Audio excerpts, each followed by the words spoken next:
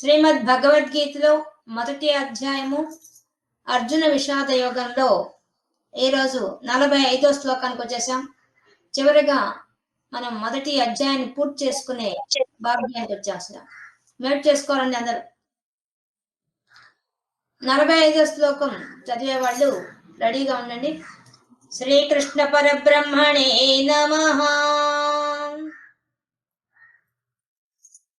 45వ శ్లోకం ఈరోజు మనం చెప్పుకుంటున్నాం. 45వ శ్లోకం పలికేవాళ్ళు చెప్పండి. సుశీల, కొత్త చెరువు మేడం. సుశీల గారు సిద్ధంగా ఉన్నారా? Ready madam. అహో అహో బత బత మహత్పాపం మహత్పాపం కర్తుం వ్యవసితా వయం యద్రాజ్య సుఖలోభేన హంతుం స్వజనముద్యతాః అహో బత మహత్పాపం కర్తుం వ్యవసితా వయం యద్రాజ్య సుఖలోభేన హంతుం స్వజనముద్యతాః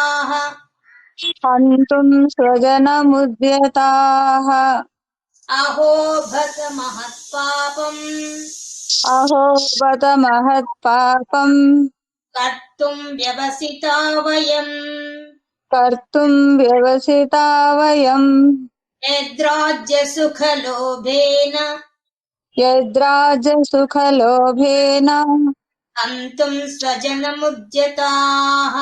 హంతుం స్వజనముద్యతాః అహో బత మహత్పాపం కర్తుం వ్యవసితా వయం యద్రాజ్య సుఖలోభేన హంతుం స్వజనముద్యతాః. సుశీల గారు మ్యూట్ చేసుకోండి. Okay madam. అహో మహత్పాపం కర్తుం వ్యవసితా వయం. ఇక్కడ దాకా మనకి అర్జునుడు కృష్ణ పరమాత్మతో ఒక్కసారిగా తనలో నా వాళ్ళు అనే అభిప్రాయం కలిగిన తర్వాత ఆయనలో నాది నా వాళ్ళు అనే ఒక మమకారం, రాగం, అనురాగం కలిగేసరికి దానిలో నుంచి ఆయనకి శోకం వచ్చింది. ఆ శోకంలో నుంచి మోహం కలిగింది. ఆ మోహంతో మాట్లాడుతూ ఉన్నాడు అర్జునుడు. మనం గుర్తించుకోవాల్సింది అర్జునుడి యొక్క విధానము. అంటే యుద్ధం కావాలని తపస్సు చేసిన వాడు ఆయనే. యుద్ధం వస్తుందేమో అని ముందు జాగ్రత్తగా అన్ని అస్త్రాలు సంపాదించుకున్నవాడు ఆయనే. ఎందుకంటే దుర్యోధనుడి యొక్క ప్రవర్తన వాళ్ళకి అర్థమైపోయింది. యుద్ధం తప్పదన్న విషయం కూడా అర్థమైపోయింది. దానికోసం తపస్సు చేశాడు. పాశుపతాస్త్రాన్ని పొందాడు శివుడి ద్వారా. మళ్ళీ యుద్ధానికి కావాల్సిన సన్నద్ధం అంతా చేశాడు. అంతేకాకుండా పాండవులు అర్జునుడిని నమ్ముకున్నారు. యుద్ధ రంగంలో ఆ వ్యూహాలు చేయడం దగ్గర నుంచి అన్ని క్షుణ్ణంగా తెలిసిన వాడు అర్జునుడు. కాబట్టి అర్జునుడి మీదే ఆశలు పెట్టుకున్నారు. ఆశలు పుట్టించే రకంగా ప్రవర్తించాడు. యుద్ధానికి ఆయనే పురికొల్పాడు. అసలు నేనున్నాను, మీకేం ఇబ్బంది లేదు, నేను చేస్తాను యుద్ధం అని చెప్పి అందరికీ ధైర్యం చెప్పి ఇప్పుడు యుద్ధ రంగానికి వచ్చి ఒక బేలగా మాట్లాడుతున్నాడు. అది ఎలా ఉందంటే ఒక జడ్జిమెంట్ చేసే జడ్జి ఆ జడ్జి స్థానంలో కూర్చున్న వ్యక్తి వచ్చి కూర్చొని తీర్పు ఇవ్వడానికి వచ్చి కూర్చొని తన వాళ్ళు కనిపించంగానే బెంబేరెత్తిపోయి తన వాళ్ళ తట్టుగా మాట్లాడడం అలా ఎవరా చేస్తారో అలాగా మాట్లాడుతున్నాడు అర్జునుడు. ఇప్పుడు ఆయన ప్రవర్తన అంతా ఎలా ఉంది? దుఃఖంతో ఉంది. ఆ దుఃఖంలో కూడా ఏం మాట్లాడుతున్నాడో తెలియడం లేదు. రాగం వల్ల ఆయన జరిగిపోయినవన్నీ మర్చిపోతున్నాడు, జరగవలసింది మర్చిపోతున్నాడు, తను ఏ ప్రదేశంలో ఉన్నాడో, తాను ఏమి సాధించాలో, తన గమ్యం ఏంటి, తన లక్ష్యం ఏంటి అనే విషయాన్ని మర్చిపోయాడు. అంటే ఆ మోహం అనేది కప్పేసింది. అంత గొప్పగా కప్పేసింది. మనకైనా మన జీవితంలో అంతే. మోహమే కప్పేస్తుంది. మన జీవితంలో ఏమి సాధించాలన్నా కూడా, ఏమి ముందు పోదా అన్నా నిజంగా మనం చేసే ఇప్పుడు వాళ్ళంతా ఒక్క కురుక్షేత్రంలో మాత్రమే కలిసి ఒకసారి 18 రోజులు మాత్రమే యుద్ధం చేశారు. మనము పుట్టినప్పటి నుంచి యుద్ధం స్టార్ట్ మనకు మరణించేంత వరకు. ఎందువల్ల? జీవన పోరాటం మంది. చూడండి, చిన్న వయసు పిల్లగాళ్ళు కూడా ఇంతంత బ్యాగులు వేసుకొని స్కూళ్ళకు పోతూ వాళ్ళకు టెన్షనే. వాళ్ళు ఫస్ట్ ర్యాంక్ తెచ్చుకోవాలి, వాళ్ళు బాగా చదవాలి, ప్రవర్తన నేర్చుకోవాలి, సమాజంలో పిల్లకాయలతో అందరితో కలిసిమెలిసి ఉండాలా. రకరకాల పిల్లలు ఉంటారు బయటికి పోయిన తర్వాత. ఒకళ్ళు అన్ని మాకే కావాలని కోరుకునే దుర్యోధన లాంటి వాళ్ళు ఎక్కువ మంది ఉంటారు. సగానికి సగం మంది పిల్లలు అటువంటి వాళ్ళు. అటువంటి వాళ్ళ దగ్గర నెగ్గుకొని రావడం ఎంత కష్టం ఈ రోజుల్లో. కాంపిటీషన్ స్పిరిట్ అని చెప్పి ఈ కాంపిటీషన్ ని టీచర్స్ రుద్దేస్తున్నారు వాళ్ళ మీద. పొద్దున్న లేచి చదవడం చాది పెడుతున్నారు. ఆ చదవడం సంపాదన కోసం తప్ప అదేమి జీవితాన్ని సార్థకం చేసేది కాదు. అటువంటి బ్రహ్మజ్ఞానంతో కూడా చదువు ఏం కాదు అది. కాబట్టి యుద్ధం మనం చేస్తున్నాం. కానీ యుద్ధ రంగంలోకి వచ్చిన తర్వాత మేము మొట్టమొదటి స్కూల్లో పిల్లవాడిని చేర్పించే రోజు ఆ పిల్లవాడు ఏడుస్తాడు, నేను పోను స్కూల్కి పోను అని. తర్వాత ఆ తాటి పిల్లకాయని చూసిన తర్వాత, ఆ వాతావరణం అర్థమైన తర్వాత వాడు ఆ యుద్ధ రంగంలోకి దిగేస్తాడు. అలాంటి వాడే ఈ యొక్క అర్జునుడు. కానీ అర్జునుడికి పసిపిల్లవాడికి ఏమీ తెలియదు. తను చేరే స్కూల్ గురించి ఏమీ తెలియదు. కానీ అర్జునుడికి అన్నీ తెలుసు. అన్నీ తెలిసి తప్పటడుగు ఆలోచన చేస్తున్నాడు. మనమైనా అంతే. మన జీవితంలో మనకు అన్నీ తెలిసి ఉంటాయి, కానీ మోహం అందుకోగానే మనం అన్ని మర్చిపోతాం. మనం అన్ని చేసే పనులని మర్చిపోతాం. చూడండి, ఒక రోగం వచ్చిందంటేనే మన శరీరానికి మన మైండ్ సెట్ అంతా మారిపోతుంది. మన టార్గెట్స్ అప్పటిదాకా ఎన్నో ఉంటాయి. ఇది చెయ్యాలా, అది చెయ్యాలా, అది సాధించాలని ఉంటాయి. అప్పుడు మనం ఎందుకు పనికి రాని వాళ్ళము అన్న రకంగా అయిపోతారు విచిత్రంగా. ఏదో ఆ రోగాన్ని పోరాటం చేసి గెలిచే మార్గం ఎక్కడో ఉంటుంది, కానీ మనకి ఏమీ చేత కాని వాళ్ళలాగా, మనకేమీ రాదు, మనం ఏం చేయలేము అన్నట్టు నిస్సహాయ స్థితికి మనం వెళ్ళిపోతాం ఒక శరీరానికి రోగం వస్తేనే. ఇక ధర్మం గురించి వస్తే ఇంక చెప్పక్కర్లేదు. మానసికంగా రోగం వస్తే ఇంక చెప్పక్కర్లేదు.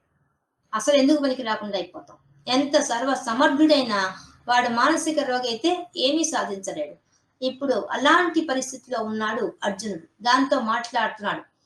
అహోబత, అయ్యో అంటున్నాడు. ఆయన చేసేది ధర్మ పోరాటం, కానీ ఆయన అధర్మ పోరాటంగా భావించి ఏమంటున్నాడు? అయ్యో అని మొత్తుకుంటున్నాడు. అయ్యయ్యో, అహో బత, అయ్యయ్యో, మహత్ పాపం, గొప్ప పాపం చేస్తున్నాం. మామూలు పాపం కూడా కాదు, చాలా భయంకరమైన పాపం చేస్తున్నాం మనం. కృష్ణుడితో చెప్తున్నాడు, మనం పెద్ద పాపం చేస్తున్నాం. కర్తుం, చేస్తున్నాం. వ్యవసిత, దానికోసం సిద్ధపడి వచ్చేసాం ఎక్కడికి? యుద్ధరంగానికి. ఏం చేయడానికి? మహాపాపం చేయడానికి. వయం, మనం అంతా పెద్ద పాపం చేయడానికి వచ్చేసామయ్యా యుద్ధరంగానికి అని చెప్తున్నాడు. ఏ ద్రాజ్య సుఖ లోభేనా, లోభగుణంతో ఆ దుర్యోధనుడికి ఏ విధంగా అయితే రాజ్యం తందే కావాలి అని ఏ విధంగా అయితే రాజ్య లోభంతో ఆయన యుద్ధానికి దిగాడో, ఇప్పుడు ఈయనకు ఉందని చెప్తున్నాడు. ఈయనకు రాజ్య లోభం లేదు. ఎందువల్ల? రాజ్యాన్ని సంపాదించినా ఈయన రాజు కాదు కదా, ధర్మరాజే రాజు అవుతాడు. ధర్మరాజు కొరికి అసిస్టెంట్ అంతే ఈయన. ఆయన సహకరించేవాడు కానీ ఈయనేం రాజ్యం కోరుకునేవాడు కాదు, రాజ్యం ఏంది కాదు అసలు మాట్లాడితే ధర్మరాజుతే. అటువంటిది రాజ్య లోభేన అని చెప్తున్నాడు. నాకు రాజ్యం మీద కాంక్ష ఉంది అనుకుంటున్నావేమో, ఆ లోభగుణం నాకు కూడా వచ్చేసింది, మనకు కూడా వచ్చేసింది. నాకు కాదు, మనకు వచ్చేసింది. కృష్ణుడు కూడా కలిపేస్తున్నాడు, మనకిద్దరికి వచ్చేసింది. రాజ్య సుఖ లోభేన, రాజ్యంగా కోరుకుంటే రాజ్యం వల్ల సుఖం వస్తుంది, సుఖం వల్ల రాజ్య సుఖం వల్ల మనకు లోభగుణం వచ్చేసింది, అందువల్ల మనం మహాపాపం చేస్తున్నామయ్యా. హంతుం స్వజనం ఉద్యతాహ, మనం ఏం చేస్తున్నాం? స్వజనం, నా వాళ్లను నేనే ప్రయత్నపూర్వకంగా హంతుం, చంపడానికి వచ్చేసామయ్యా మనం అని చెప్తున్నాడు. మనము మన వాళ్ళైన వాళ్ళందరిని చంపడానికి కోసంగా ఈ యుద్ధ రంగానికి వచ్చేసామే, ఏంది ఇట్లా అయిపోయింది పరిస్థితి అని వాపోతున్నాడు. మన నిజ జీవితంలో కూడా చూస్తే అంతే, కొంతమంది సర్వ సమర్థులు అంటారు, ఒక కంపెనీ నడిపేంత సామర్థ్యం ఉంటుంది వాళ్ళకి, కానీ వాళ్ళు అక్కడ ఇవ్వమని గడ గడ గడగడ వణికిపోతారు చేయడానికి. ఎందువల్ల వాళ్ళ మనసులో ఒక బలహీనత ఏర్పడింది, దాని ప్రభావం శరీరం మీద పడిపోయేసి వాళ్ళు మేమేమీ చేయలేము అనుకుంటారు. అప్పుడు వాళ్ళ ఫ్రెండ్ ఎవరినో వాడి గుణం తెలిసిన వాడి పక్కన ఉంటే, ఏముందిరా నీకెంత ఈ పని, నీకు చాలా ఈజీ అని ఒకరు భుజం తడితే వాడు వెంటనే మళ్ళీ లేచి కూర్చుంటాడు. మనం ఇట్లాంటి వాళ్ళని ఎంతో మంది చూస్తామండి, చాలా మంది ఉన్నారు అట్లాంటి వాళ్ళు. ఒక్క సిచ్యువేషన్ రాగానే గడ్డ వణికిపోతారు వాళ్ళు. మనం పక్కన పోయి అబ్బా అదే ఏముంది పెద్ద విషయమా, ఓయమ్మ నీలాంటి వాళ్ళు ఎంతో మంది ఇబ్బందులు పడ్డారు, అసలు నీకైతే నువ్వు తలుచుకుంటే నిమిషంలో సాధిస్తావు, వాళ్ళంతా ఓడిపోయి ఉండొచ్చు, నువ్వు మాత్రం ఓడిపోవు అనగానే వాడు లేచి కూర్చుంటాడు. ఇప్పుడు అలాంటి పరిస్థితిలో కూర్చో ఉన్నాడు అర్జునుడు. అందుకని ఇట్లా మాట్లాడుతున్నాడు, ఏమని, మనం మహాపాపం చేయబోతున్నామయ్యా, ఉద్దేశపూర్వకంగా ప్రయత్నపూర్వకంగా మనం సిద్ధపడ్డామే మన జనులను చంపడానికి, దీనివల్ల మనకి ఎంత పాపానికి ఒడిగొడుతున్నాం తెలుసా అని కృష్ణుడిని అడుగుతున్నాడు. కాబట్టి అహోబత, అయ్యో మహత్ పాపం, గొప్ప పాపం, మామూలు పాపం కూడా కాదట, చాలా భయంకరమైన పాపం చేస్తున్నారట. ఏందయ్యా పాపం అంటే, హంతుం స్వజన ముద్యతాహ, ఉద్దేశపూర్వకంగా ప్రయత్నపూర్వకంగా స్వజనులు నా వాళ్ళు అయిన వాళ్ళందరినీ కూడా హంతుం చంపడానికి, రాజ్య సుఖలోభేన, రాజ్యం పొందాలి అనే ఒక రాజ్యం వల్ల సుఖము, ఆ సుఖం రాజ్యం పొందితే సుఖం వస్తుందనే దాంతో లోభగుణంతో దురాశతో పేరాశతో మనం ఇక్కడ వచ్చి కూర్చో ఉన్నాం. అది కూడా వ్యవసిత వయం కర్తుం, మనము కర్తుం ఈ యుద్ధం చేయడం కోసంగా వ్యవసిత ఇక్కడ వచ్చి కూర్చో ఉన్నామయ్యా. మనం ఏం చేస్తున్నాం, మనం ఏం ఇప్పుడు చేస్తే వచ్చేది ఏంటంటే పాపం వస్తుందట. అంటే పాపం వస్తుందంటే, పాపం వస్తుంది నీకు ముందు తెలియదా, ఇది రాకముందు తెలియదా విషయం? తెలుసు కాబట్టే కదా అంత ప్రయత్నం చేశారు, అన్ని రాయబారాలు పంపించారు, కృష్ణునే పంపించారు, కృష్ణునే దుర్యోధన తాళ్ళతో కట్టేశాడు. ఏంది చెప్పడానికి పోయిన దూతగా పోయిన ఆయన్ని కట్టేశారు. ఆ రోజే కృష్ణ భగవానుడి కోపం వచ్చి అందరిని స్మాష్ చేసి పారేయాల్సింది, కానీ ధర్మానికి కట్టుబడ్డాడు కాబట్టి ఆయన వెనక్కి వచ్చాడు, మళ్ళీ తన విశ్వరూపాన్ని చూపించి మరి బయటకు వచ్చాడు. నేను ఇట్లాంటి వాడిని, కానీ అంత విశ్వరూపం చూసినా కూడా దుర్యోధనుడు భయపడలేదు. ఇప్పుడు దుర్యోధను యొక్క మనస్థితి ఏంది ఇప్పుడు చూడండి. మనకి ఈ చాప్టర్ లో బిగినింగ్ లో దుర్యోధనుడు ధృతరాష్ట్రుడు అడిగిన తర్వాత సంజయుడు మొట్టమొదటి చెప్పింది ఏంది, దుర్యోధనుడు యుద్ధ రంగంలో ద్రోణాచార్య దగ్గరికి వచ్చి పాండవుల తట్టు ఎవరెవరు ఉన్నారు, కౌరవుల తట్టు వీరులు ఎవరున్నారని లిస్టు చెప్పాడు. మరి అతనికి తన వాళ్ళుగా ఎవరు కనిపించలేదా? ఆయనకు బంధువులేగా, యుద్ధ రంగంలో వచ్చిన అందరూ అర్జునుడికి ఏ విధంగా బంధువులు, దుర్యోధనుడు కూడా అట్లే బంధువులు కదా అందరూ. మరి ఆయనకెందుకు అనిపించలేదు? ఇది అధర్మం అని అంటే, అధర్మం చేసేవాడికి కళ్ళు మూసుకోపోయి ఉంటాయి, అది అసలు సంగతి. ఇప్పుడు మన ప్రపంచంలో మనం చూస్తున్నాం, అధర్మం చేసే వాళ్ళే ఎక్కువ ఉన్నారు, వాళ్ళకి అధర్మం చేస్తున్నాం అనే ఇంగిత జ్ఞానం కూడా లేదు, అంటే స్పృహ కూడా లేదనమాట. ధర్మం చేసేవాళ్ళని చూడండి, ధర్మం చేసేవాళ్ళు తప్పు చేయడానికి బాధపడతారు. ఒక చిన్న తప్పు చెప్పవచ్చినా, ఒక అబద్ధం చెప్పవచ్చినా, అది ఆపద్ధర్మంగా చెప్పాల్సి వచ్చినా కూడా బాధపడతారు.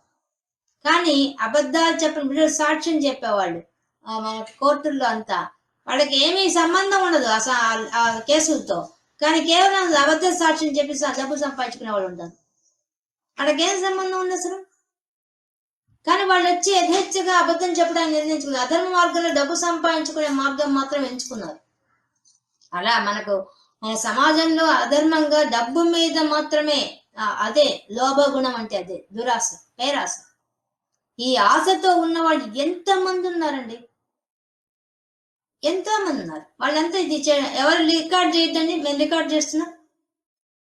కాబట్టి ఈ విధంగా మనకి ఎట్లాంటి వాళ్ళు ఉన్నారు చూడండి మనుషులు. అట్లాంటి వాళ్ళకంతా కూడా వాళ్ళు చేసే పనిలో తప్పు ఉందని కూడా అనుకోకుండా అదే న్యాయం అనుకుంటూ జీవిస్తున్నారు. కొంతమందికి తప్పు అనిపిస్తే వాళ్ళు ఏం చేస్తారు, అయ్యప్ప మాలలు వేసుకోను, లేకపోతే భవానీ దీక్షలు తీసుకోను, లేకపోతే గడ్డాలు పెంచేసేసి దీక్షలు తీసుకొని ఆ దీక్షలు తీసుకుంటే భగవంతుడు క్షమించాలని కోరుకుంటారు విచిత్రంగా. ఇప్పుడు దొంగ వ్యాపారాలు చేసేవాళ్ళు కానీ, స్మగ్లింగ్ చేసేవాళ్ళు కానీ, వాళ్ళందరికీ అధర్మం తెలియదా? తెలుసు, తెలిసే చేస్తున్నారు. కానీ ఈయన ధర్మ మార్గంలో ఉండి ఆయనకి అంతా తన వాళ్ళు కనిపించంగానే ఇది ధర్మం కాస్త అధర్మంగా కనిపించేసింది. అంటే పాప భీతి కలిగింది. పాపం వస్తుంది అంటే ఇప్పుడు యుద్ధం వల్ల వచ్చే పాపమే చాలా భయంకరమైంది అనే స్థితికి వెళ్ళిపోయాడు ఆయన. నిజంగా యుద్ధం వల్ల పాపం వస్తుందంటే కృష్ణ పరమాత్మ దానికి ఒప్పుకుంటాడా? ఒప్పుకోడు. ఆయన వచ్చి కూర్చున్నాడు, ఆయన్నే అర్జునుడిని ప్రోత్సహించాడు, ఆయన రథం మీద ఆయన కూర్చున్నాడు అంటే అర్థమైంది ఆ యుద్ధం ధర్మబద్ధమైంది. ఇంతకంటే మనకి ఇంకేం అవసరం తార్కాణం. ఇది ధర్మ యుద్ధమా అధర్మ యుద్ధమా అని తెలుసుకోవడానికి కృష్ణ పరమాత్మ ఒక్కడు చాలు. ఆయన రథం మీద కూర్చున్నాడు అంటే తెలిసిపోతోంది ఇది ధర్మ యుద్ధం అని. కానీ ఈయనేం చెప్తున్నాడు? మహాపాపం అట. మామూలు పాప, చిన్న చిన్న పాపాలు కూడా కాదట, భయంకరమైన పాపం వచ్చేస్తుందంట అర్జునుడికి. అలా మాట్లాడుతున్నాడు అంటే తన యొక్క విచక్షణ జ్ఞానాన్ని, తన వివేకాన్ని కోల్పోయాడు. దౌర్బల్యం వల్ల మోహం అనే దాంట్లో పడిపోయేసేసి ఆయన ఉన్న సిచ్యువేషన్ ని తారుమారుగా అనుకుంటున్నాడు, రివర్స్ గా అనుకుంటున్నాడు. ఇప్పుడు ఈ పాపము దుర్యోధనుడికి రాదా? మహాపాపం వాడికి రావాలి కదా. మరి ఆతతాయిలు అని చెప్పినప్పుడు ఎంత భయంకరమైన పాపాలు చెప్పారు. ఆ పాపాలన్నిటికీ మనకు ధర్మశాస్త్రంలో, నీతి శాస్త్రంలో శిక్షలు ఉన్నాయి, భయంకరమైన శిక్షలు ఉన్నాయి. మామూలు శిక్షలు కూడా కాదు, భయంకరమైన శిక్షలు ఉన్నాయి మన వేద ధర్మం ప్రకారంగా. కానీ ఈయన అట్లా ఉన్నా కూడా పర్వాలేదు, అయినా నా వాళ్ళని చెప్పేశాడు. ఈ విధంగా చూడండి ఎలా చెప్తున్నాడు. తను చేసే ధర్మమైనా అధర్మంగా కనిపిస్తోంది ఆయనకి, అదే మహాపాపంగా కనిపిస్తోంది అర్జునుడికి. ఇది 46 శ్లోకం పరికేవాళ్ళు. రెడీగా ఉన్నాను. పేరు చెప్పండి. ఉదయభాను ప్రొద్దుటూరు. ఉదయభాను గారు ప్రొద్దుటూరు. ఏది మామ మామ ప్రతీకారం. ప్రతీకారం సున్నా పెట్టుకుంటే మా ఎగిరిపై ఆ వస్తుంది. అశస్త్రం శస్త్రపాణయః ధార్తరాష్ట్ర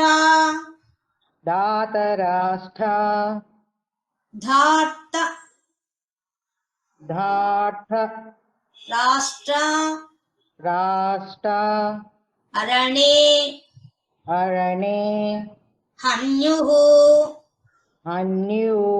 హన్యుః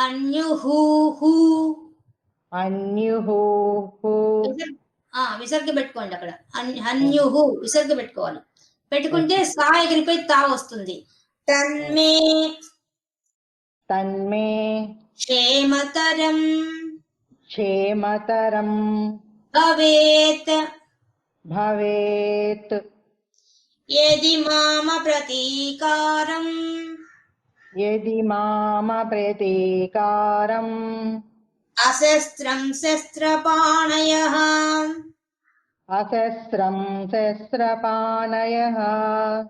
ధార్తరాష్ట్రారణే హన్యుః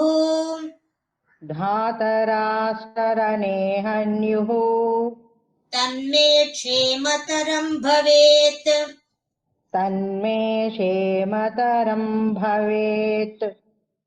యది మామ ప్రతీకారం అశస్త్రం శస్త్రపాణయః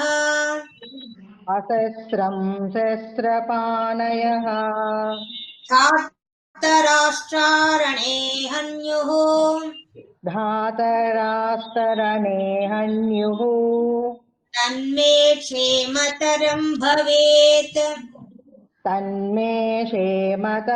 భవేత్. లలితా గారు మొదలుపల్లి మ్యూట్ చేసుకోండి. యది మామ ప్రతీకారం అశస్త్రం శస్త్రపాణయః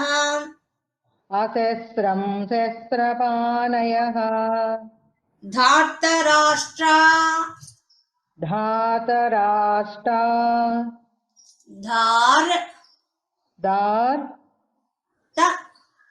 రాష్ట్ర రాష్ట్ర ధార్తరాష్ట్ర ధార్తరాష్ట్ర రణేహన్యుః రణేహన్యుః తన్మే తన్మే క్షేమతరం క్షేమతరం భవేత్ భవేత్ క్షేమతరం భవేత్.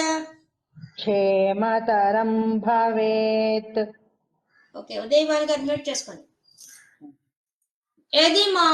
యదిమాం ప్రతీకారం అప్రతీకారం అశస్త్రం శస్త్రపాణయః ధార్తరాష్ట్ర రణేహన్యుః తన్మే క్షేమతరం భవేత్. ఏం చెప్తున్నాడు చూడండి, లాస్ట్ కి ఆ చివరగా చెప్పాల్సిన మాటలు కూడా చెప్పేస్తున్నాడు. ఏమని? ఏది ఒకవేళ మాం నేను అప్రతీకారం నేను గాని ప్రతీకారం తీసుకోకుండా ఉంటే, నేను యుద్ధం చేయకుండా కూర్చున్నా అనుకో, నేను యుద్ధం చేయను, వాళ్ళని తప్పులు చేసినా క్షమించాలని నిర్ణయించుకున్నాను, వాళ్ళకి ఏమాత్రం శిక్ష విధించను, ప్రతీకారం తీర్చుకోను, అశస్త్రం నా చేతుల్లో ఆయుధాలు పట్టుకోను, ఇది నేను చేయబోయే పని. నేను ఆయుధాలు పట్టుకోను, మళ్ళీ నేను ప్రతీకారం తీర్చుకోను, గమ్మున ఉంటాను నేను. అప్పుడు శస్త్రపాణయః చేతిలో ఆయుధాలు పట్టుకున్నటువంటి ధార్తరాష్ట్ర ఆ దుర్యోధనాదులు, ఆ ధృతరాష్ట్రుని యొక్క కుమారులైనటువంటి ఆ దుర్యోధనాదులు, ఆ అవతల సైన్యం వాళ్ళంతా కూడా అరణ్య యుద్ధ రంగంలో హన్యుహు నన్ను చంపినట్టయితే తత్ అది మే నాకు క్షేమతరం భవేత్ అదే నాకు క్షేమం అని నేను అనుకుంటాను. చెప్పేశాడు లాస్ట్. నేను యుద్ధం చేయను, నేను ఆయుధం పట్టను, నేను గమ్మునే ఉంటాను. నేను గమ్మునే ఉంటే ఏం చేస్తాడు దుర్యోధనుడు? వచ్చి తన ఆయుధాలతో నన్ను చంపేస్తాడు, అయిపోతుంది. అప్పుడు ఇంతమంది చచ్చిపోరుగా, నేను ఒక్కడిని చనిపోతే యుద్ధం ఆగిపోతుంది, నన్ను ఒక్కడిని చంపేస్తారు, యుద్ధం అయిపోతుంది. అప్పుడు ఇంకా ఈ అధర్మము ధర్మము ఈ చింత ఇవన్నీ ఉండవు కదా. నేను వీరాది వీరుణ్ణి కాబట్టి వెన్ను చూపించి యుద్ధ రంగంలోంచి పారిపోకూడదు, కాబట్టి నేను గమ్మున నిలబడతాను, నా చేతిలో ఏ ఆయుధం పట్టుకోను, నేను ప్రతీకారం తీర్చుకోను, గమ్మునుంటా. అప్పుడు ఆయుధాలు పట్టుకున్న వాడు వచ్చి నన్ను వేసి కొల్లబట్టి చంపేస్తారు. చంపేస్తే ఏమైపోతుంది? అదే నాకు క్షేమం, చాలు, ఇదే నేను కోరుకుంటున్నా. చివరి మాట చెప్పేశాడు. లాస్ట్కి ఎలా తెగిచ్చేశాడు చూడండి అర్జునుడు. ఎవరు? యుద్ధానికంతా ప్రేరేపించిన వాడు, యుద్ధం కావాలని కూర్చున్నవాడు ఏ విధంగా అయిపోయాడు ఆఖరికి? ఒకప్పుడు గాంధీవం నా చేతిలో నుంచి జారి కూడా పోవడానికి లేదు, పక్క కూడా పోకూడదు శబదం పట్టినవాడు ఇప్పుడు ఆయుధాలే పట్టుకోడట, ప్రతీకారం తీర్చుకోడట, గమ్మనుంటాడట. ఉంటే వాళ్ళు వచ్చి సంహరిస్తే అదే నాకు మంచిది అని చెప్పేస్తున్నాడు. ఎలా అయిపోయాడు చూడండి. ఎట్లాంటి వీరాది వీరుడు అంటే, వీరాది వీరుణ్ణి కూడా లొంగదీసే శక్తి మనస్సుకు ఉంది, మనసులో కలిగిన ఆ ఉద్రేకానికి ఉంది. ఆ ఉద్రేకమే మోహం. ఆ మోహం నాది అనే మోహము ఎంత భయంకరమైందంటే అంత భయంకరమైంది. ఇప్పుడు మనం చేసే పనులన్నీ కూడా అండి, మనకి ఏదైనా దుఃఖం కలిగితే మన ఇళ్లలో కూడా ఏమన్నా ఉద్యోగం పోయింది, ఆ వచ్చే ఉద్యోగం పోతే వేరే లైఫ్ ఉంది, కానీ మనం ఎంత డిప్రెషన్కి వెళ్ళిపోతామంటే ఇంకా జీవితమే లేదన్న డిప్రెషన్కి వెళ్ళిపోతాం. అలాగే ఏదైనా ఎగ్జామ్ ఫెయిల్ అయితే మనం ఎంత డిప్రెషన్కి వెళ్ళిపోతాం, ఇక మరణమే శరణ్యం అనే పిల్లకాయలంతా ప్రతి ఆత్మహత్యలు చేసుకోవడానికి కారణం అదే కదా. ఇక జీవితం లేదు, మరణించాలనుకుంటారు. ఎందుకు అయిపోతున్నారు అట్లా? మానసిక దౌర్బల్యం, మనకు మనసులో వచ్చే ఉద్రేకం. అది ఎందువల్ల వస్తుంది? నన్ను గురించి ఎవరన్నా అనుకుంటారేమో, నా వల్లే ఇలా జరుగుతుందేమో, నా వాళ్లకు నష్టం వస్తుందేమో, నాది నేను, ఇక్కడే ఆగిపోతాం. ఇక్కడే మన దుఃఖానికి అన్నిటికీ కారణం నాది. ఇప్పుడు చూడండి, మన ఇంట్లోనే నాది, నా పిల్లలు అనుకున్నప్పుడు దుఃఖం వస్తుంది, నా ఇల్లు అనుకున్నప్పుడు దుఃఖం వస్తుంది, నా భర్త అనుకున్నప్పుడు వాళ్ళకేమనేది దుఃఖం వస్తుంది, నా తల్లిదండ్రులు, నా బంధువులు, నా స్నేహితులు అనుకున్నప్పుడే దుఃఖం వస్తుంది. ఆ నాది అని పక్కన పెడితే మనకు దుఃఖం రాదు. బయట వాళ్ళు ఇప్పుడు ముందే మీకు ఒక ఎగ్జాంపుల్ చెప్పాను. ఎక్కడో విమానం కూలిపోయింది, 60 మంది 70 మంది మరణించారంటే మనకు దుఃఖం రాదు. అయ్యో అని ఆగిపోతాం అంతే. అయ్యో పాపం అంటాం. చూడండి, ఆ పాపం అనే పదం మన మన మాటల్లోనే నిండిపోయింది. అంటే పాప కార్యాలంటే ఏవో మనకు తెలుసు, పాప కార్యం వల్లే అలాంటి పరిస్థితి వచ్చిందని కూడా మనకు తెలుసు. మన నిత్య జీవితంలో ఉపయోగించేస్తాం ఆ పదాన్ని. కర్మ సిద్ధాంతం ప్రకారం పాపం అంటున్నాం, మన నోట్లోంచి ఎప్పుడు ఆ పాపం అనే పదం వస్తున్నది. ఎందుకు వస్తున్నది? మనకు తెలుసు పాపం చేస్తేనే మనకు ఫలితం వస్తున్నది అని తెలుసు. అందువల్ల అయ్యో పాపం అంటాం. అలాగా మన జీవితంలో వచ్చే ప్రతి సంఘటన కూడా మనం కూడా ఇలాగ వైరాగ్యానికి వెళ్ళిపోతాం. ఇది వైరాగ్యం కాదు, మోహం అంటారు దీన్ని. నిజమైన వైరాగ్యం కాదు ఇది, మోహం. ఆ క్షణకాలం వైరాగ్యం, మన శ్మశాన వైరాగ్యం అని, ప్రసూతి వైరాగ్యం అని. ఇప్పుడు మనం చూడండి, కాన్పు అయినప్పుడు అబ్బా ఈ కాన్పు మనం భరించలేము, ఇంకా పిల్లలు వద్దురా నాయన, ఇంకో కాన్పు వద్దనుకుంటాం. మళ్ళీ అందరూ ఒక కాన్పు అయిపోయి 2 సంవత్సరాలు అయిపోయి ఏంది ఇంకో కాన్పు పట్టించుకోలేదు, ఇంకో ఒక బిడ్డ కాదు, ఒక కన్ను కాదు అందరు చెప్తారు. అప్పుడు మళ్ళీ మనమే అంతగా నొప్పులన్నీ భరించిన మనమే మళ్ళీ ఇంకో కాన్పు సిద్ధం అయిపోతాం విచిత్రంగా. అంటే ఇది ప్రసూతి వైరాగ్యం.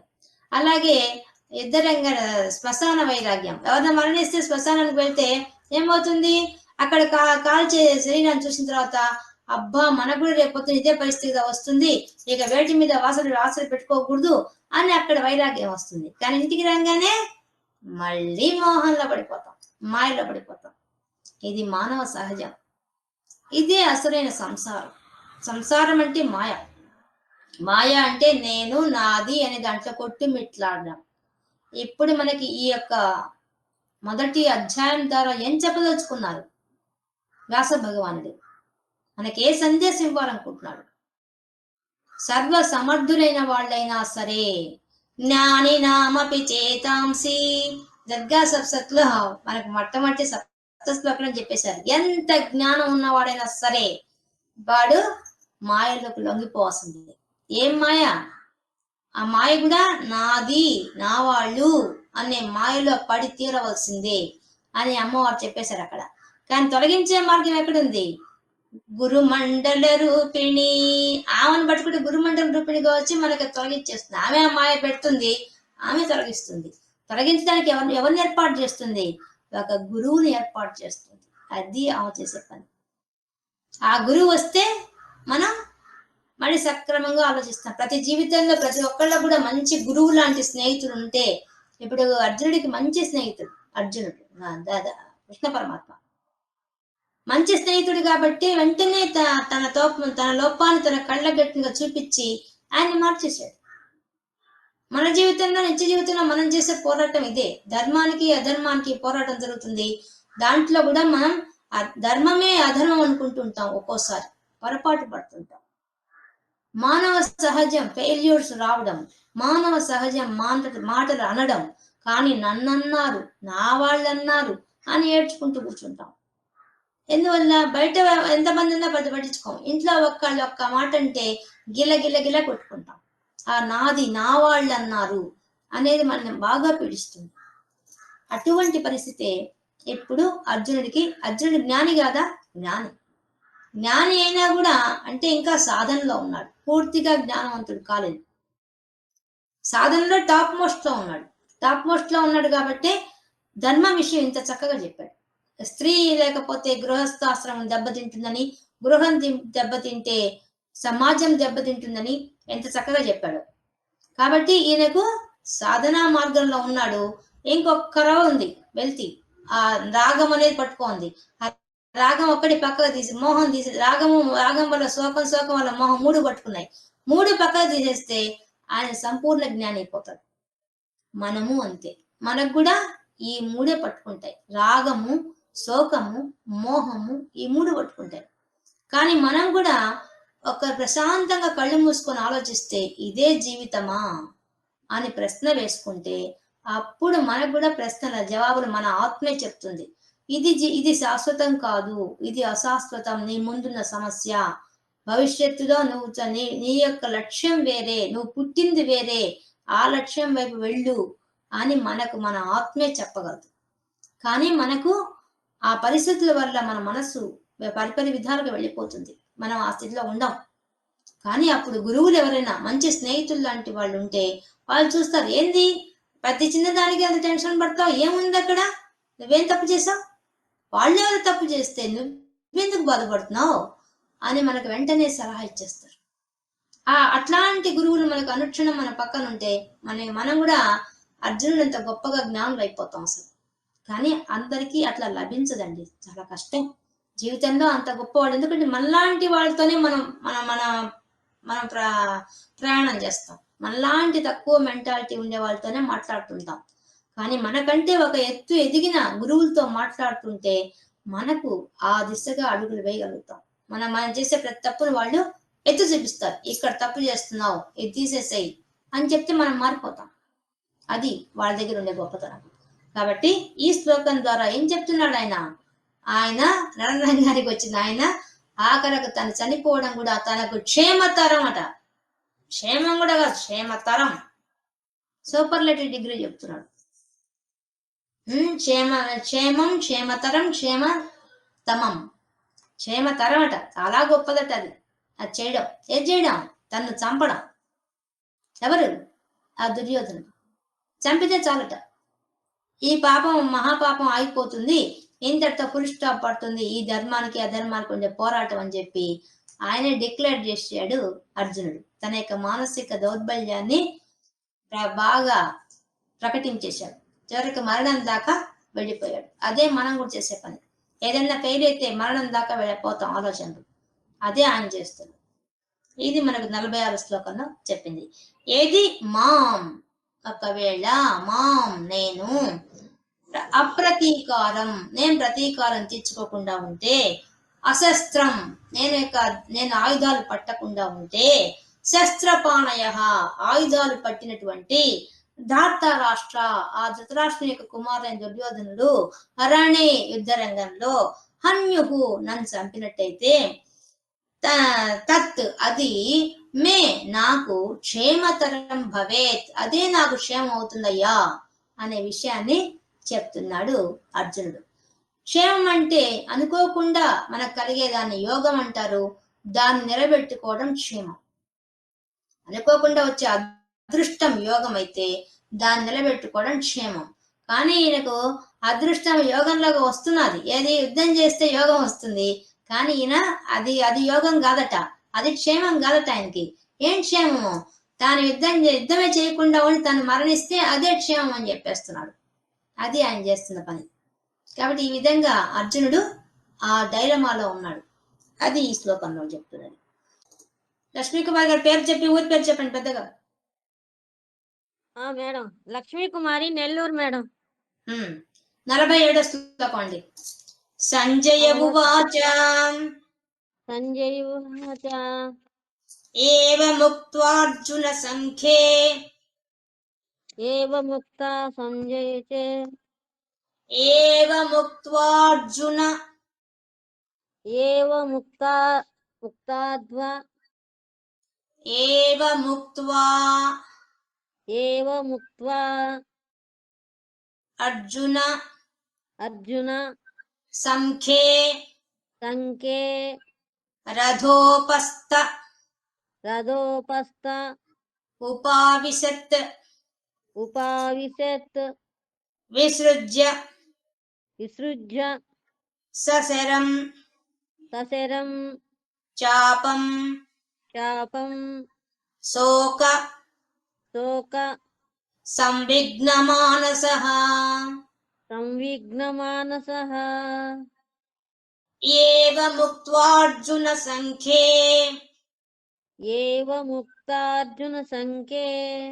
రథోపస్థ ఉపావిశత్ విసృజ్య సశరం చాపం శోక సంవిఘ్నమానసః ఏవముక్త్వార్జున సంఖ్యే రథోపస్థ ఉపావిశత్ రథోపస్థ ఉపావిశత్ విసృజ్య ససరం చాపం విసృజ్య సచరం చాపం శోక సంవిఘ్న మానసః. శోక సంవిఘ్న మానసః. లక్ష్మీ కుమార్ గారు మ్యూట్ చేసుకోండి. ఏవముక్త్వా అర్జున, అక్కడ అర్జున పక్కన విసర్గ కొంతమందికి ఉండొచ్చు. విసర్గ ఉంటే ఏవముక్త్వార్జునః, లేకపోతే సా కింద సావత్తు ఉంటుంది. సంఖ్యే సావత్తి పలకాలి. ఏది ఉన్నా పలకచ్చు. ఏవముక్త్వార్జున సంఖ్యే రథోపస్థ ఉపావిశత్ విసృజ్య ససరం చాపం శోక సంవిఘ్న మానసః. సంజయ ఉవాచ. ఇప్పుడు ఇదంతా ఎవరు చెప్తున్నారు? సంజయుడు ధృతరాష్ట్ర మహారాజుకి చెప్తూ ఉన్నాడు. ఇప్పుడు జరిగిందంతా యుద్ధ రంగంలో ఏం జరిగింది అని ధృతరాష్ట్ర మహారాజు అడిగితే సంజయుడు చెప్పుకుంటూ వచ్చాడు. మొట్టమొదటి దుర్యోధనుడు వచ్చాడయ్యా, ఆయన ద్రోణాచార్యుడికి వెళ్ళాడయ్యా, ఆయనతో మాట్లాడాడు. ఆయనకు పాండవుల తట్టు ఎవరు వచ్చారో, దుర్యోధన తట్టు ఎవరెవరు ప్రముఖులు ఉన్నారో వాళ్ళందరి గురించి చెప్పాడు. భీష్ముడిని రక్షించుకోమని చెప్పి సలహా ఇచ్చాడు ద్రోణాచార్యుడికి దుర్యోధనుడు. అది చూసినటువంటి భీష్ముడు వెంటనే శంఖం పూరించాడు. తర్వాత పాండవులంతా శంఖం పూరించారు. కృష్ణ పరమాత్మ శంఖం పూరించాడు. ఆ తర్వాత అర్జునుడు తన రథాన్ని తీసుకొచ్చి ఆ రెండు సేనల మధ్యలో పెట్టమన్నాడు. కృష్ణ పరమాత్మ పెట్టాడు. పెట్టిన తర్వాత రెండు ఇరుపక్షాల వాళ్ళని చూసి, అటుపక్క ఆ పక్షం ఈ పక్షం రెండు చూశాడు. పాండవుల్ని దుర్యోధనాలను అందరినీ చూశాడు.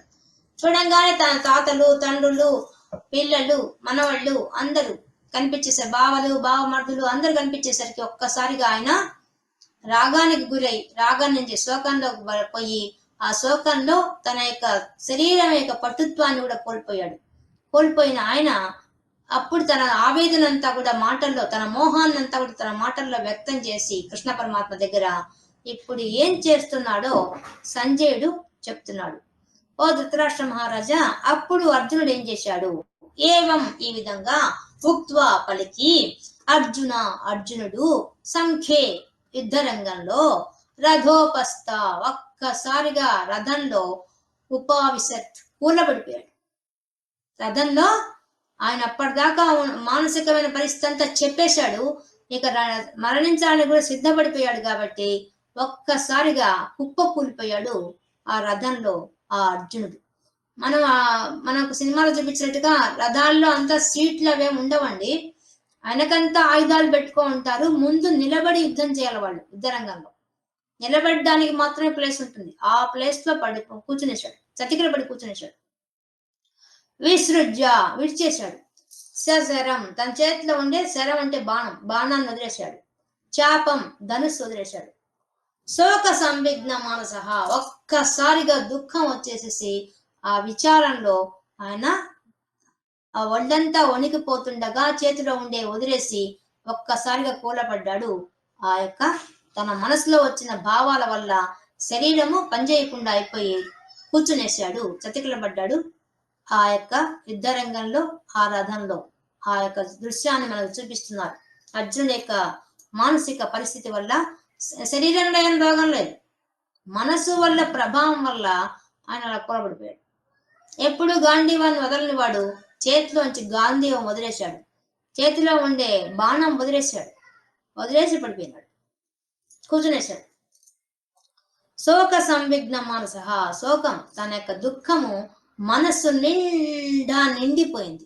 ఆ నిండిపోయినటువంటి శోకంతో ఒక్కసారిగా ఏమి చేయలేని వాళ్ళలాగా, అసమర్థుడిలాగా, ఏమీ చేయలేని సామర్థ్యం లేని వాళ్ళలాగా ఒక్కసారిగా కూలబడిపోయాడు ఆ అర్జునుడు అని సంజయుడు చెప్పడంతో మనకి ఈ ప్రథమ అధ్యాయం పూర్తయింది ఈ శ్లోకంతో. ఇప్పుడు ఇక్కడుండే అర్థమైంది. రథోపస్థ రథం మీద కూర్చొని ఉపావిశత్ ఒక్కసారిగా చతికిల పడిపోయాడు. విసృజ్య వదిలేశాడు. శరం బాణం, చాపం, ధనుస్సు. శోక సంవిఘ్న మానసః తన మనసులో ఇవంతా చెప్పి ఈ విధంగా చెప్పిన తర్వాత ఎప్పుడైతే ఆ మనోదౌర్బల్యం ఎక్కువైపోయిందో దాని ప్రభావం శరీరం మీద పడిపోయి శరీరం శక్తి లేకుండా అయిపోయింది ఆయనకి. ఇంత దేనికోసం ఇట్లా అయిపోయింది ఆయన మనసు అంటే తన స్వధర్మం కోసం, స్వధర్మాన్ని ఆచరించడం కోసంగా అధర్మము ధర్మము అనే పోరాటం ఆయన మనసుతో జరిగి తత్ఫలితంగా అతడు పాపం చేశాడనే భావానికి వెళ్ళిపోయేసి ఆ భావంతో తను మరణించినా పర్వాలేదు అనే స్థితికి వెళ్ళిపోయేసేసి ఒక్కసారిగా కూలబడిపోయాడు అర్జునుడు అని సంజయుడు ఈ అధ్యాయాన్ని పూర్తి చేశారు. ఇప్పుడు మనకి ఈ ఈ చాప్టర్ కి అర్జున విషాద యోగం అని పెట్టారు పేరు. యోగం ఎందుకు అవుతుంది? అది యోగమా? యోగం అంటే అనుకోకుండా వచ్చిన అదృష్టం, ఆ అదృష్టాన్ని నిలబెట్టుకోవడం క్షేమం. కానీ యోగం అంటే కలయిక అని అర్థం. ఇప్పుడు ఈయన కలయిక ఏంది? ఈయన ధర్మం కోసంగా దుఃఖించాడు, దుఃఖంతో కలిసింది. యోగం ఎక్కడ కలిసింది? తన ధర్మం అనే అధర్మాన్ని ధర్మంగా అనుకుంటూ దాన్ని అది పోయి యోగంలో కలిసింది, శోకంలో కలిసింది. అందుకని ఇది విషాద యోగం అయింది. అందుకే శోక సంవిఘ్న మానసః అని పేరు పెట్టేశారు. మనం ఇది ఎంత ఎందుకు పెట్టారు అవంతా ఫస్ట్ మొదటి ఇంట్రొడక్షన్ లో మనం అన్ని చెప్పేసుకున్నాం. ఇక్కడ జరిగిపోయే విషయాలు మొత్తం మనం చర్చించేసాం మొదట్లోనే. ఈ చాప్టర్ మనం మొదలు పెట్టక ముందే ఇంట్రొడక్షన్ లోనే మీకు ఇవన్నీ విషయాలు కూలంకషంగా చెప్పేశాను. కాబట్టి ఇప్పుడు అంత ఎక్కువ చెప్పుకోవాల్సిన అవసరం లేదు, మనం అన్ని దాటి వచ్చేసాం. ఇక చివరిగా ఈ యొక్క చాప్టర్ ని పూర్తి చేస్తూ ఏం చెప్తున్నారు? ఓం ఇతి ఓం తత్సత్. ఓం తత్సత్ ఇది శ్రీమద్ భగవద్గీతాసు ఉపనిషత్సు బ్రహ్మ విద్యాయాం యోగ శాస్త్రే శ్రీకృష్ణార్జున సంవాదే అర్జున విషాద యోగో నామ ప్రథమోధ్యాయ అని పూర్తి చేశారు. అంటే ఓం ఓం అనేది విశ్వంలో ఉండే ఓంకార శబ్దం. ఈ శబ్దము విశ్వంలో వచ్చింది, విశ్వమంతా వ్యాపించి ఉంది. ఎక్కడ శక్తి ఉంటుందో అక్కడ ఓం అనే శబ్దం మనకు ఉంటుంది. మనం ఎక్కడైనా చూస్తే శబ్దం ఎక్కడున్నా అక్కడ ఓంకారం ఉంటుంది. ఎందువల్ల విశ్వంలో ఉండేది అదొక్కటే పదం. మరి ఆ ఓం ఏం చేస్తుంది? అది మంత్రం. నీకు మరణం చేస్తే నిన్ను రక్షిస్తుంది. ఓం యొక్క గొప్పతనం అది. కాకపోతే దాన్ని పలికే విధానాలు 3 రకాలుగా ఉన్నాయి. అది తప్పులు చెప్తారని చెప్పి మామూలుగా అందరూ వద్దు అని చెప్తుంటారు. కానీ మనం అన్ని రకాలుగా చెప్పలేకపోయినా ఊరికే ఓ అని ఒక్కసారైనా మనం కరెక్ట్ గా చెప్తే, అంటే ఓ అనే లోపలికి పోయేటట్టుగా, అంటే ఒకసారైనా తప్పులు లేకుండా వస్తుంది కాబట్టి మనం చెప్పుకోవచ్చు. మామూలుగా ఇది 3 సార్లుగా ఉండేదాంట్లో తప్పులు చెప్తారని చాలా మంది వద్దని చెప్తుంటారు. కానీ నిజానికి ప్రకృతిలో ఉండే పరమాత్మ పేరే ఓం. కాబట్టి ఈ ప్రణవాన్ని మనం ఖచ్చితంగా పలకాలి. పలికేటప్పుడు ఒకసారైనా కరెక్ట్ గా పలకాలి, అంతే, ఇంకేం లేదు. తర్వాత ఓం తత్సత్ అని చెప్తున్నారు. ఈ ఓం అనేది ఇక్కడ మన ప్రతి చాప్టర్ లో చివరి ఓం తత్సత్ అని ఉపయోగిస్తారు. పరమాత్మ కోసం మనం చేసే ప్రయాణంలో, పారాయణలో, ఆ ప్రయాణంలో భక్తి మార్గంలో వెళ్తున్నప్పుడు పరమాత్మ ద్వారా అన్ని వచ్చాయి, ఆ పరమాత్మకే మనం అంకితం చేస్తున్నాం అని చెప్పడానికి ఓం తత్సత్ అని చెప్తాం. తత్ మనకు తత్పద లక్ష్యార్థ చిదేక రసరూపిణి లలితా శాసనం వచ్చాయి ఇవన్నీ. తత్పదం ఆమె లక్ష్యము, తత్పదమే లక్ష్యార్థంగా ఉంది. కాబట్టి భగవంతుడిని మనము అది, తత్ అంటే అది అని పిలుస్తున్నాం మనం భగవంతుడిని. ఎందుకు? ఆయనకు నామం లేదు, రూపం లేదు, ఏమీ లేవు, నిర్వికారుడు ఆయన. అటువంటి ఆయనకి మనము ఏమీ లేని వాడిని అది అని మనం పిలుస్తున్నాం. కాబట్టి తత్పద శక్తిగా విశ్వమంతా వ్యాపించి ఉన్నాడు పరమాత్మ. అదే మనకు చెప్పేసింది. తత్పద లక్ష్యార్థ చిదేక రసరూపిణి. చిదేక రసరూపిణి, ఈ చిత్త రూపంలో, చైతన్య రూపంలో విశ్వమంతా వ్యాపించి ఉన్నాడు ఆ పరమాత్మ. అటువంటి పరమాత్మ తత్వం గురించి మనం తెలుసుకుంటున్నాం. కాబట్టి ఇప్పుడు మీకు మొదటి రోజు చెప్తున్నా అండి ఓం తత్సత్ అని. మిగతా అన్ని చాప్టర్స్ నేను వివరించను. ఇప్పుడు మనం చెప్పేసుకున్నాం కదా, ఇదే అన్నిటికీ వస్తుంది. అన్ని చాప్టర్స్ అయిపోగానే ఇదే భావం వస్తుంది. కాబట్టి సత్ అంటే ఎప్పుడు ఉండేది. మనం సచ్చిదానంద రూపిణి, మన లలితా శాస్త్రం చెప్పుకున్నాం. సత్ చిత్తు ఆనందం. సత్ ఎప్పుడు ఉండేది, శాశ్వతమైంది. అటువంటి శాశ్వతమైన స్వరూపం గలటి వాడు పరబ్రహ్మ. ఆ పరబ్రహ్మ గురించి తెలుసుకోవడానికి చేసే ప్రయాణమే భగవద్గీత చదవడం. అందుకని ఓం తత్సత్ ఆయనకే అర్పిస్తున్నాం దీన్ని. ఎలా? శ్రీమద్ భగవద్గీతాసు, ఇది ఎటువంటిది? భగవంతుడి యొక్క వాక్కు, అది గీతంగా వచ్చింది, గానంగా వచ్చింది. ఇవంతా మనం ముందు చెప్పుకున్నామండి, అందుకని పై పైన చెప్తున్నాం. ఉపనిషత్సు, ఉపనిషత్తుల యొక్క సారం అంతా కూడా ఈ భగవద్గీతలో భగవంతుడు చెప్తున్నాడు, ఉన్నారు దీంట్లో. బ్రహ్మ విద్యాయాం, అసలైంది బ్రహ్మ విద్య. లోకంలో ఎన్నో విద్యలు ఉండొచ్చు కానీ అసలైన విద్య బ్రహ్మ విద్య, అంటే ఆత్మతత్వం తెలుసుకోవడమే బ్రహ్మ విద్య. అది చెప్పేదే భగవద్గీత. ఉపనిషత్తులు చెప్పేదంతా కూడా బ్రహ్మ జ్ఞానాన్ని బోధిస్తాయి. ఆ బ్రహ్మ జ్ఞానం ఈ భగవద్గీత మనకు తెలుపుతుంది. యోగ శాస్త్రే, ఇది యోగ శాస్త్రం అంటే సాధనా యోగం. నువ్వు ఏ విధంగా సాధించాలి, యోగం సంపాదించాలి, జీవాత్మ పరమాత్మలో కలయాలి, కలయిక ఆ ఆత్మస్వరూపాన్ని తెలుసుకునే ఎలా అనే దానికి చేసే సాధన ఈ యోగ శాస్త్రం. ఈ యోగ శాస్త్రం ఇందులో ఉంది. శ్రీకృష్ణార్జున సంవాదే, కృష్ణుడు అర్జునుడు మాట్లాడుకున్న మాటలే ఇవంతా. అంటే గురు శిష్య పరంపరగా ఇద్దరు గురు శిష్యులు కూర్చొని మనం మాట్లాడుకుంటూనే మనకు జ్ఞానాన్ని బోధించారు ఈ భగవద్గీత ద్వారా. అర్జున విషాద యోగో నామ, ఈ మొదటి అధ్యాయము అర్జున విషాదము. విషాదం అంటే దుఃఖం. ఏం దుఃఖం? సంసార దుఃఖం.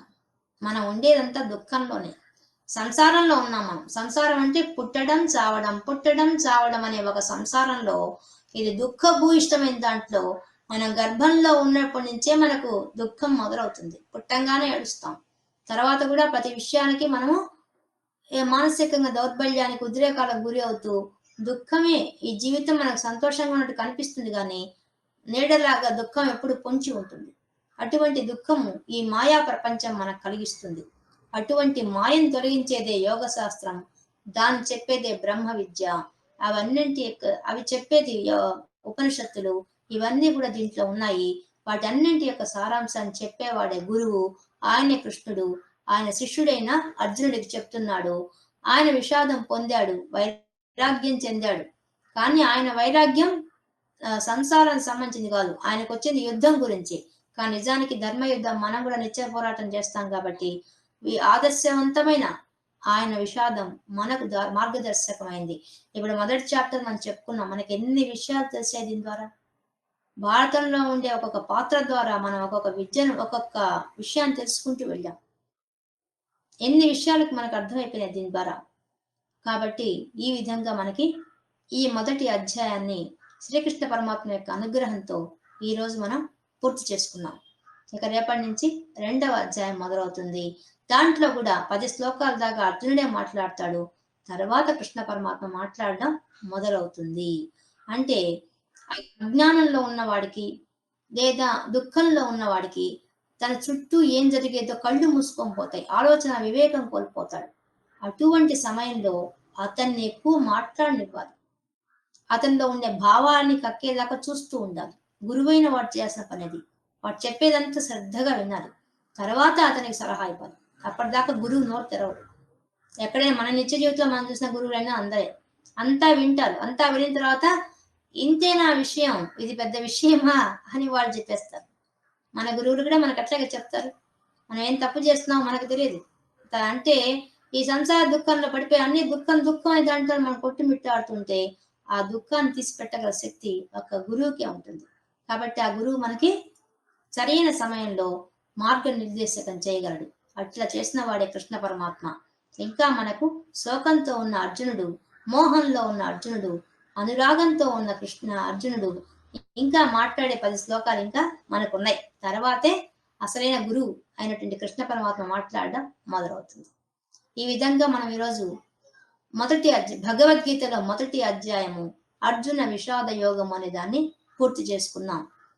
కానీ దీంట్లో మనం ఇంకా వెనక్కిపోయి చూసుకుంటే, తరిచి చూసుకుంటే చాలా విషయాలు మనం మాట్లాడుకున్నట్టే, ఆల్మోస్ట్ మాట్లాడుకున్నాం. ఇంకా కొంచెం చెప్పుకోవాలంటే మనం ఈ చాప్టర్ మొత్తం చూసిన తర్వాత మనకు వచ్చే ఒక ఆలోచన, నిత్య జీవితంలో మనం ఎదుర్కోబోయే ప్రతి విషయాన్ని కూడా మనము అర్జునుడిలాగా కాకూడదు, ఆ ఉద్రేకానికి గురి కాకూడదు. మనము అలర్ట్గా ఉండాలి. మనమే ముందు మన ఆత్మే మనకు గురువుగా సహాయం చేయగలదు. ఒకవేళ అలా చేసుకోవడానికి లేకుండా మనం కుంగిపోతుంటే అప్పుడు మంచి గురువుల ద్వారా మనము మన సమస్యను పరిష్కరించుకోవాలి అనే సందేశం ఈ మొదటి అధ్యాయంలో మనకు పూర్తిగా ఉంది. పైన మన చుట్టూ ఉన్న వాళ్ళందరూ కూడా మన సమాజంలో ఉండే వాళ్ళు దుర్యోధన లాంటి వాళ్ళే ఎక్కువ మంది ఉంటారు మన జీవితంలో. ఇప్పుడు ఒక స్కూల్ పోయినా కూడా అందరి పిల్లలు ఒకే రకంగా ఉండరు. వాళ్ళకంతా ఒక క్రమశిక్షణ చెప్పి ఒకే గుడ్డలు వేయించి ఎన్ని చేసినా ఆ పిల్లలు మాత్రం వాళ్ళలో ఉండే రజోగుణం ప్రకారంగా ప్రవర్తిస్తారు, వాళ్ళలో తమో గుణం ప్రకారం ప్రవర్తిస్తారు. సత్వగుణం అందరికీ ఉండదు. కానీ సత్వగుణం రావడానికి కోసం ప్రయత్నం చేయడానికి ఇప్పుడు విద్యా విధానంలో మనకు త్రిగుణాల గురించి చెప్పేవాళ్ళు. ఇప్పుడు మనం కూర్చున్నది ఆ విషయాలు తెలుసుకోవడం కోసమే. సత్వగుణం వస్తే శుద్ధ సత్వగుణంతో మోక్షం పొందే మార్గం, మనిషి పుట్టిన వాడు సాధించవలసిన మోక్షం ఒక్కటే. దానికి కావలసిన ప్రాతిపదిక వేసుకుంటూ వెళ్తారు ఈ 2వ అధ్యాయం నుంచి కృష్ణ పరమాత్మ. కాబట్టి ఈ భగవద్గీత మన అందరం చదవదగ్గ పుస్తకమైంది, మా గ్రంథమైంది. ఇదండి మనం ఈరోజు అర్జున విషాద యోగాన్ని పూర్తి చేసుకున్నాం.